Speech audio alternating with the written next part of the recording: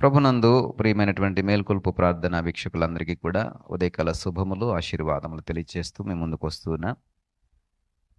మరి ప్రభువులో ఆత్మీయంగా బలపరచబడుతున్నటువంటి జనాంగమ్మ, ఈ ఉదయమున మరి ఏమి ఆశించి ప్రభు సన్నిధికి వచ్చి ఉన్నా, ఏమి ఆశించి ఈ మాటలు వినాలని ఆశపడుతున్నాం, ఏమి ఆశించి ఈ యొక్క దేవుని యొక్క వాక్యము కొరకే మనం చెవియొగ్గుతూ ఉన్నాం.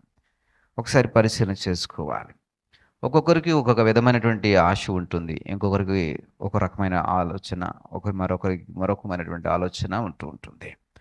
మరి ఒక తాగుబోతూ మద్యపానం చేసేవాడికి ఉదయమున లేచి మరి ఆ వైన్ తాగాలనేటువంటి ఆలోచన ఉంటుంది. సిగరెట్ కాల్చే అలవాటు ఉన్న వాడికి ఉదయమున లేచి ఆ సిగరెట్ వెలిగించుకోవాలన్నటువంటి ఆ సిగరెట్ దురలవాటుని కొనసాగిస్తూ తన రోజును ప్రారంభిస్తూ ఉంటాడు.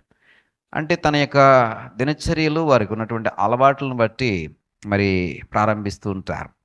ఈ మద్యము అలవాటు ఉన్నవాడు ఉదయముననే తాగడం వలన వాడి యొక్క ఆరోగ్యం పాడైపోవడమే కాకుండా వాడికి శ్రమ కలుగుతుందని ఈ యెషయా గ్రంథము 5వ అధ్యాయం 11వ వచనంలో రాయబడింది.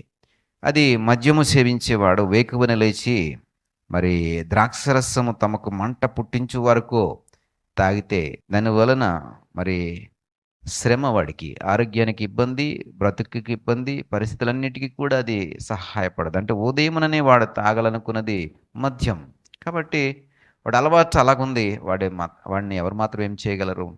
అలాగే సిగరెట్ కాల్చేవాడికి ఉదయమున లేచి సిగరెట్ కాల్చే అలవాటు ఉన్నప్పుడు వాడు కూడా అంతే. తన యొక్క ఆరోగ్యాన్ని పాడు చేసుకుంటున్నాడు. తన యొక్క ఇన్నర్ మరి లోపల ఉన్నటువంటి శరీర స్థితి అంతటిని కూడా పాడు చేసుకుంటూ ఉన్నాడు. ఇలా వారికి ఉన్న అలవాట్లను బట్టి వారి యొక్క జీవితాలను పాడు చేసుకుంటూ ఉంటారు. మరి క్రైస్తవుడు అయిన మనము ఏ అలవాటును కలిగి ఉండాలి అంటే ఉదయముననే దేవుని యొక్క వాక్యమును వెతికేటువంటి అలవాటు కలిగి ఉండాలి. వెతుకుడి మీకు దొరుకుతుంది అని చెప్పబడుతుంది. ఉదయముననే వెతుకు, మధ్యాహ్నం కూడా వెతుకు, సాయంత్రం కూడా వెతుకు. ఎప్పుడూ వెతికేటటువంటి అనుభవాన్ని కలిగి ఉండు. మరి ఆయన దొరుకుతుందని సెలవిచ్చినప్పుడు తప్పక దొరుకుతుంది కదా. కాబట్టి ఉదయమున వెతకడం ప్రారంభించు. నీకు ఏమి కావాలనుకుంటున్నావో దాన్ని వెతుకు. నువ్వు ఏమి పొందాలనుకుంటున్నావో దాని కొరకు వెతుకు. నీ బిడ్డలు ఏమవ్వాలనుకుంటున్నారో దాని కొరకు వెతుకు. నీ కుటుంబం ఎలా ఉండాలనుకుంటున్నావో దాని కొరకు వెతుకు. ప్రియ సహోదరుడా, సహోదరి, ఎలా జీవించాలనుకుంటున్నావో దాని కొరకు వెతుకు.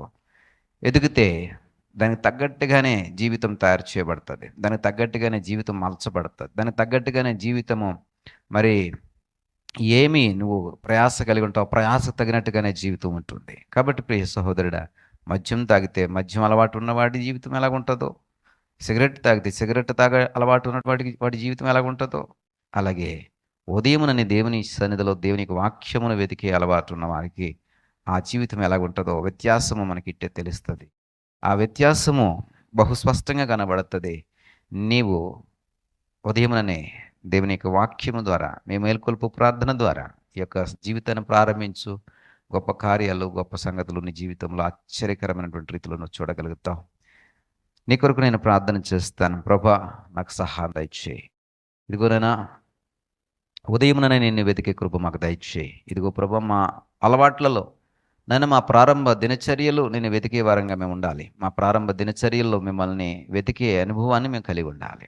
ఇదిగో ప్రభా, వాక్యమును భుజించగలిగే స్థితి మాకు ఉండాలి. ప్రార్థించే అనుభవం మాకు ఉండాలి. ఇదిగో ప్రభా, మేము కనపరిచేటటువంటి మా యొక్క అలవాట్లను బట్టే మా భవిష్యత్తు, మా జీవితం ఆధారపడి ఉంటుంది. ఇదిగో ప్రభా, ఈ వాక్యములో ఏకీభవిస్తున్న ప్రతి ఒక్కరిని కూడా జ్ఞాపం చేసుకోండి. మంచిగా ఇదిగోనైనా ఉదయముననే నేను వెతికి నీ వాక్యములో మేము బలపరచబడి ఇదిగోనైనా మాకు మా ప్రయాసకు తగినట్టుగా మా జీవితాన్ని కట్టుకుని నిర్మించుకునే కృప దయచేయండి. మీ చేతులకు అప్పగించుకుంటున్నాం. సమస్త మహిమా ఘనత ప్రభావం మీరే పొందుకునమని యేసు నామమును బట్టి అడిగి వేడుకుంటున్నాం పరమ తండ్రి. ఆమేన్.